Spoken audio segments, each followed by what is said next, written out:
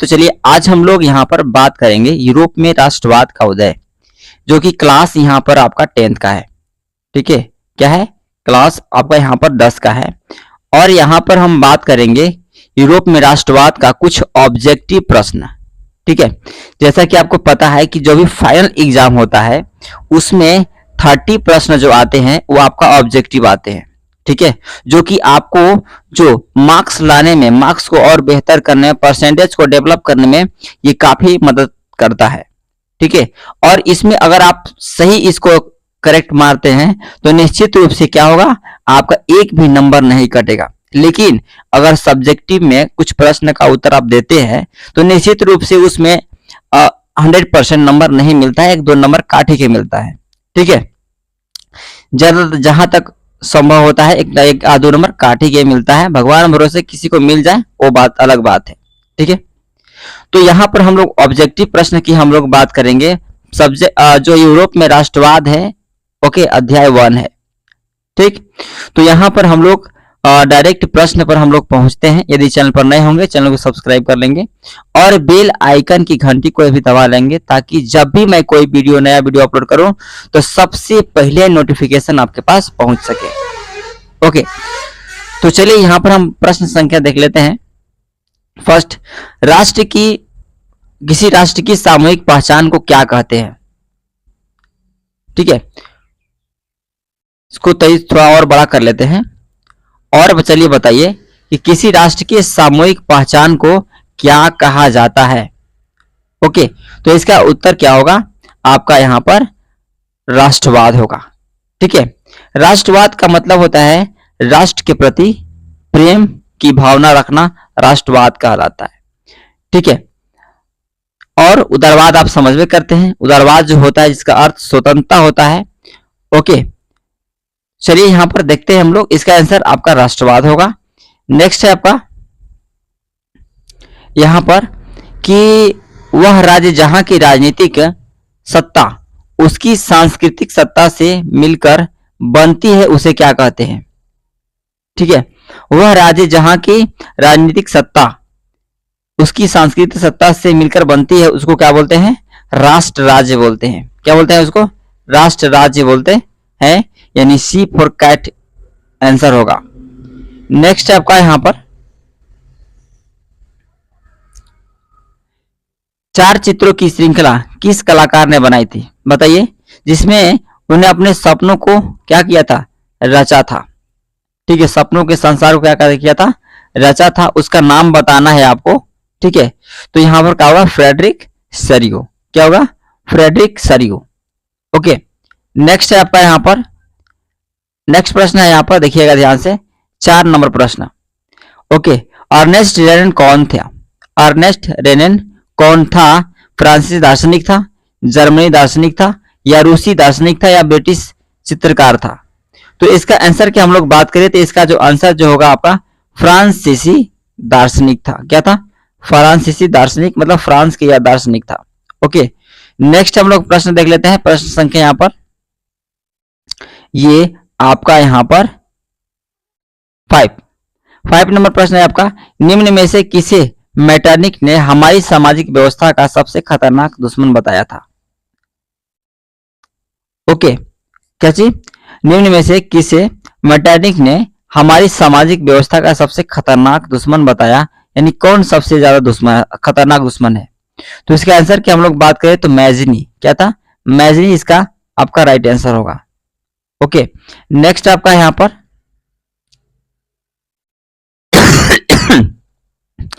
अगला प्रश्न जो है आपका यहां पर, निम्न में से किस देशों ने मिलकर नेपोलियन को पराजित किया था? यानी कौन कौन देश मिलकर के क्या किया था? नेपोलियन को पराजित किया था। ऑप्शन यहां पर आपके पास शो कर रहा है, जल्दी से मुझे कमेंट में लिखेंगे। ओके, तो इसका आंसर की हम लोग बात करें तो यहां पर इसका जो आंसर जो होगा आपका ये होगा ब्रिटेन, रूस, प्रसा और ऑस्ट्रिया। ठीक है, ब्रिटेन, रूस, प्रसा और ऑस्ट्रिया जो है इसका राइट आंसर होगा। नेक्स्ट है आपका, राष्ट्रवाद की पहली अभिव्यक्ति किस क्रांति के साथ हुआ था? राष्ट्रवाद की पहली अभिव्यक्ति किस क्रांति के साथ हुआ? फ्रांसीसी क्रांति, रूसी क्रांति, यूनानी स्वतंत्रता संग्राम, या इनमें से कोई नहीं। तो आंसर की हम लोग बात करें तो इसका आंसर जो क्या होगा, फ्रांसीसी क्रांति के साथ जो है यह अभिव्यक्ति शुरू हुआ राष्ट्रवाद की। ठीक है, नेक्स्ट है आपका प्रश्न है यहाँ पर ये, एकीकरण के बाद जर्मनी का सम्राट किसे घोषित किया गया था? ओके, एकीकरण के बाद जो है जर्मनी का सम्राट किसे घोषित किया गया?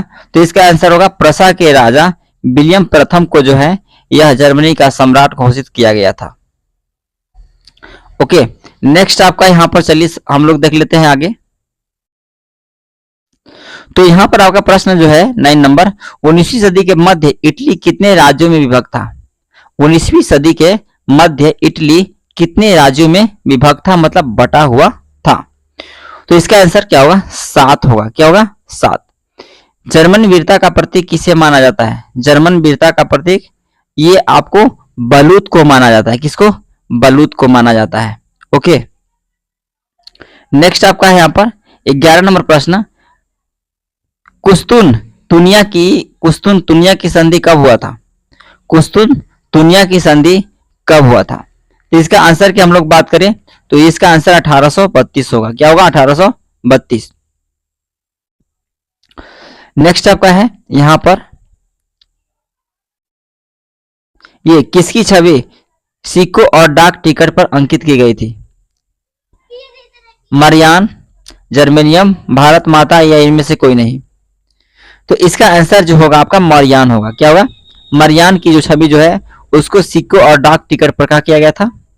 अंकित की गई थी। ठीक है, तो इसका आंसर ये होगा मरियान इसका राइट आंसर होगा। नेक्स्ट हम लोग देख लेते हैं प्रश्न संख्या यहां पर ये प्रश्न संख्या यहां पर 13 नंबर, इंग्लैंड और खालिस्तान के बीच एक्ट ऑफ यूनियन के United kingdom of great Britain का गठन हुआ। मतलब किसके किसके बीच जो है यह एक्ट ऑफ इंडिया यूनियन से United kingdom of great Britain का गठन हुआ था। ठीक है, तो इसका आंसर जल्दी बताइए क्या होगा? तो इसका आंसर जो होगा आपका स्कॉटलैंड होगा। क्या होगा? Scotland is the right answer. Next है आपका यहां पर, नेक्स्ट क्या है यहां पर देखिए, जर्मनी के एकीकरण में प्रमुख भूमिका निभाने वाले बिस्मार्क कहां के चांसलर थे? जो जर्मनी के एकीकरण है ना में प्रमुख भूमिका निभाने वाले जो बिस्मार्क थे वो कहां के चांसलर थे? ऑस्ट्रिया के थे, बर्लिन के थे, प्रसा के थे, कि म्यूनिक के थे? ठीक है, तो इसका आंसर की हम लोग बात करें तो इसका आंसर क्या होगा? प्रसा के राज चांसलर थे ना।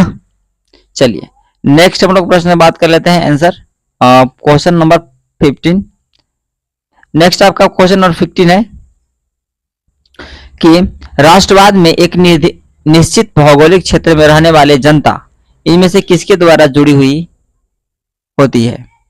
समान सांस्कृतिक, समान इतिहास, भाषा और लोक परंपरा, या उपयुक्त में से सभी? देखिए, राष्ट्रवाद में एक निर्धारित भौगोलिक क्षेत्र में रहने वाले जनता इनमें से किसके द्वारा जुड़ी हुई होती है? तो देखिए, समान सांस्कृतिक सबके लिए समान होता है राष्ट्रवाद में, समान इतिहास सबके होता है, भाषा और लोक की परंपरा एक समान होता है। उपयुक्त में से सही इज द राइट आंसर होगा, यानी डी सही होगा। ओके, नेक्स्ट आपका है यहां पर आपका बुर्बो राजवंश का शासन किस देश में था? ठीक है, आपको बताना है कि बुर्बो राजवंश का जो शासन है वो किस देश में था? तो इसका आंसर क्या था? फ्रांस होगा। क्या होगा? फ्रांस, यानी सी राइट आंसर होगा। ओके, नेक्स्ट आपका है यहां पर प्रश्न 17, वह विचारधारा जो स्त्री पुरुष की सामाजिक, आर्थिक एवं राजनीतिक समानता पर आधारित हो उसे क्या कहते हैं? ठीक है, वह विचारधारा जो स्त्री पुरुष की सामाजिक, आर्थिक एवं राजनीतिक समानता पर आधारित होता है उसको क्या कहा जाता है? तो उसको हम लोग कहते हैं नारीवाद कहते हैं। क्या बोलते हैं? नारीवाद उसको कहा जाता है। ठीक है, नेक्स्ट आपका यहां पर देख लेते हैं हम लोग तो यहाँ पर 18 नंबर प्रश्न क्या कहता है कि मार्सिले किस देश की राष्ट्रीय भक्ति गीत है? बताइए, मार्सिले किस देश की राष्ट्रीय भक्ति गीत है? तो इसका आंसर फ्रांस होगा। क्या होगा इसका answer? France is the right answer, या डी। नेक्स्ट आपका यहाँ पर रक्त और लौ की नीति का अवलंबन किसने किया था? मैजिनी, बिस्मार्क, हिटलर या कॉबर? तो इसका राइट आंसर जो होगा आपका यहां पर, ये आपका यहां पर बिस्मार्क होगा। क्या होगा? बिस्मार्क, यानी बी सही आंसर। नेक्स्ट है आपका यहां पर फ्रांस की क्रांति का अग्रदूत किसे माना जाता है? बताइए, फ्रांस की क्रांति का अग्रदूत किसे माना जाता है? तो इसका आंसर क्या होगा? रूसो। क्या होगा इसका answer? Rousseau is the right answer. Next है आपका यहां प्रश्न, नेक्स्ट प्रश्न आपका देखिए यहां पर क्या है। नेक्स्ट आपका यहां पर यंग इटली और यंग यूरोप नामक दो भूमिगत संगठनों की स्थापना किसने किया था? यानी यंग इटली और यंग यूरोप की जो स्थापना है वो किसने किया था? तो इसका आंसर मैजनी होगा। क्या होगा इसका आंसर? मैजनी, डी सही होगा। नेक्स्ट आपका यहां पर वियना की संधि कब हुआ था? ठीक है, वियना की संधि कब हुई थी? जल्दी से मुझे कमेंट में लिखेंगे। इसका आंसर जो होगा आपका सी फॉर कैट। क्या होगा यहां पर? ये सी फॉर कैट, यानी 1815 में जो है ये वियना की संधि हुआ। ओके, नेक्स्ट है आपका यहां पर फ्रांस, जब फ्रांस छींकता है तो बाकी लोगों को क्या होता है? सर्दी जुकाम हो जाता है। यह कथन किसका है? यह कथन किसका है? जल्दी मुझे बताएं। जब फ्रांस छींकता है तो बाकी यूरोप को क्या होता है? सर्दी जुकाम हो जाता है। तो यह कथन किसका है? तो इसका आंसर क्या होगा? मैटरनिक। क्या होगा इसका आंसर? मैटरनिक होगा, राइट। नेक्स्ट हम लोग देख लेते हैं यहां पर काबूल को राजा विक्टर एमेनुअल द्वितीय ने किस पद पर नियुक्त किया था? जो जो राजा विक्टर इमैनुअल जो थे वो काबूल को किस पद पर नियुक्त किया? तो इसका आंसर जो होगा प्रधानमंत्री राइट आंसर होगा। क्या होगा? प्रधानमंत्री।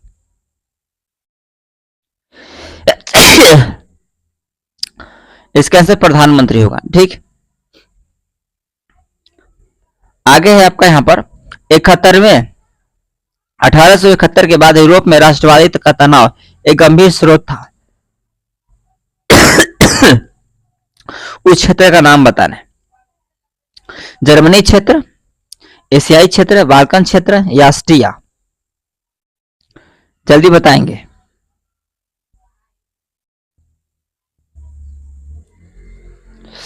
तो इसका आंसर जो होगा आपका बाल्कन क्षेत्र होगा। क्या होगा? बाल्कन क्षेत्र राइट आंसर होगा। नेक्स्ट है आपका यहां पर प्रश्न संख्या 26। यहां पर है कवियों और कलाकारों ने यूरोप ये सभ्यता का पालना किस देश को बताया? कवियों और कलाकारों ने यूरोपीय सभ्यता का जो पालना है वो किस देश को बना बताया? तो यह यूनान का बताया। क्या बताया? यूनान को। ए इज द राइट आंसर होगा। नेक्स्ट यहां पर जर्मनी का एकीकरण पूरा कब हुआ था? जर्मनी का एकीकरण पूरा कब हुआ था? तो इसका आंसर क्या होगा? D for dog is the right answer, और बी फॉर बॉल होगा ना, यानी बी सही होगा, 1871। नेक्स्ट है आपका यहां पर, चलिए, तो यहां पर प्रश्न जो है आपका यहां पर इटली का एकीकरण कब हुआ था? बताइए। तो इसका आंसर क्या होगा? इटली का एकीकरण 1861 में हुआ था। कब हुआ था? 1861 में जो है इटली का एकीकरण हुआ। जर्मन राइन महासंघ की स्थापना कब हुआ? ऑप्शन आपको यहां पर दिख रहा होगा, ठीक है। जर्मन राइन महासंघ की स्थापना किसने किया था? बताइए। तो ये नेपोलियन ने किया था। कब किया? कौन किया था? नेपोलियन ने किया था। ओके, आगे है चार्टिस्ट आंदोलन किस देश में हुआ था बताइए। चार्टिस्ट आंदोलन किस देश में हुआ बताइए। चार्टिस्ट आंदोलन भारत में हुआ, इंग्लैंड में हुआ, रूस में हुआ, जर्मनी में हुआ, कहाँ हुआ? तो इसका आंसर जो होगा चार्टिस्ट आंदोलन जो है यह आपका यहाँ पर इंग्लैंड में हुआ था। कहाँ हुआ था? इंग्लैंड में। बी सही आंसर होगा। ओके, नेक्स्ट है आपका 31 प्रश्न। सामाजिक उपबंध नामक पुस्तक के लेखक कौन थे? ओके, सामाजिक उपबंध नामक पुस्तक के लेखक कौन थे? तो इसका आंसर जल्दी बताइए। इसका आंसर होगा आपका रूसो। कौन थे? रूसो जो थे। सामाजिक उपबंध नामक पुस्तक के लेखक कौन थे? रूसो थे। नेक्स्ट है आपका यहां पर 32। ओके, 32 नंबर प्रश्न आपका है, शुल्क संघ जोल्वेराइन की स्थापना किस की पहल पर की गई थी? शुल्क संघ जोल्वेराइन की स्थापना किसकी पहल पर की गई थी? तो इसका आंसर होगा प्रसा, यानी ए इज द राइट आंसर होगा। ओके, नेक्स्ट है, बिस्मार्क जर्मन का चांसलर कब बना? बताइए, बिस्मार्क जो है जर्मन का शासक, जर्मन का चांसलर कब बना? तो इसका आंसर बताइए मुझे कमेंट में। 1861 में बना था। कब बना था? 1861 में बना था। इसका है, पहले तो मनुष्य हो, उसके बाद किसी देश के नागरिक या अन्य कुछ हो। तो बताइए यह कथन किसका था? ओके, पहले तो मनुष्य हो, उसके बाद किसी देश के नागरिक या अन्य कुछ, यह कथन किसका है? तो इसका आंसर जो होगा मैथ्सनी होगा। क्या होगा? मैथ्सनी। यह कथन मैथ्सनी का है कि पहले तुम, मैथ्सनी ने क्या कहा कि पहले तुम एक मनुष्य हो, इसलिए मनुष्य को पहचानो, उसके बाद किसी देश के नागरिक हो, ठीक है, या अन्य कुछ हो। तो यह कथन मैथ्सनी का है, यानी ए फॉर एप्पल। ओके, तो आई होप ये प्रश्न जो है पूरी तरह से एक से यहाँ पर हम आपको 34 तक क्वेश्चन बताएं, ठीक है, और सारा क्वेश्चन हमें उम्मीद है कि आपको बहुत वीवीआई लगा होगा, ठीक है, यानी वेरी वेरी इंपॉर्टेंट लगल होगा, ठीक है। तो चलिए मिलते हैं फिर नेक्स्ट वीडियो के साथ। अगला वीडियो आपको किस टॉपिक पर चाहिए, ओके, किसका ऑब्जेक्टिव सब्जेक्टिव चाहिए, मुझे कमेंट में लिखेंगे। हम सब्जेक्टिव भी आपको पास प्रेजेंट अवश्य करेंगे। ओके, तो चलिए मिलते हैं नेक्स्ट वीडियो में। जय हिंद, धन्यवाद।